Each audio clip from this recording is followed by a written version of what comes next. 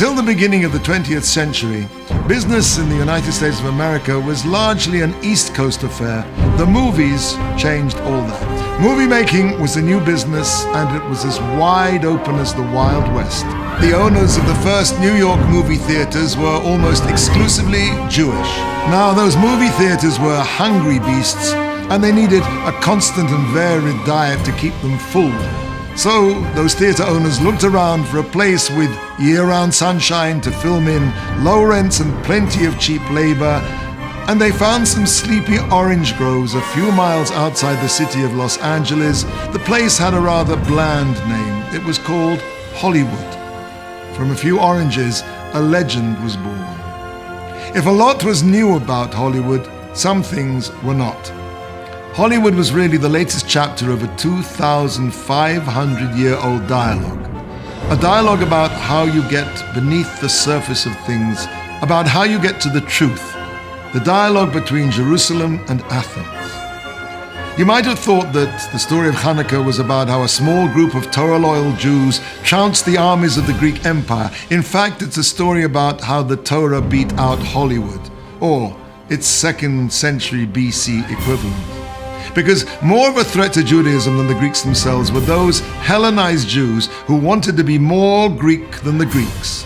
The Hellenists adopted Greek names, they patronized the theater, which the Greeks conceived of as religious worship, and to compete in athletic competitions, they removed the evidence of Brit Milah, the mark of the eternal covenant between God and the Jewish people, circumcision. Why did these Jews abandon their faith? Look up to the sky on a cloudy day. All you can see are the clouds. It says in the book of Job, by his breath the heavens are spread. The word in Hebrew for spread aside is shifra.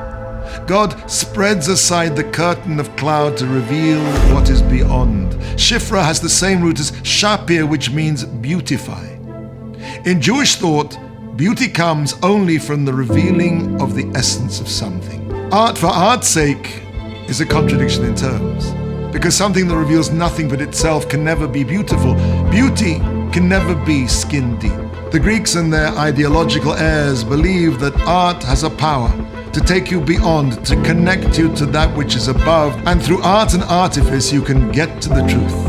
Poet Samuel Taylor Coleridge wrote that poetry should bear a semblance of truth sufficient to procure that willing suspension of disbelief for the moment which constitutes poetic faith. Now, this willing suspension of disbelief is at the heart of all theater and film. When we watch a play, we know that the person who just died so messily over the stage will be doing exactly the same thing at the 3:15 matinee tomorrow afternoon. And in a movie, we all know that the monsters tearing the luckless villain limb from limb are no more than a few billion pixels generated by a computer whiz in an air-conditioned Hollywood special effects factory. And yet, those illusions move us. How often do we find ourselves in tears when watching a movie? Why? It's just a dream, isn't it? And yet, the heart is moved by illusion. Can't illusion also be a kind of truth, says the Greek? If the emotion is true, does it matter that it's a fiction?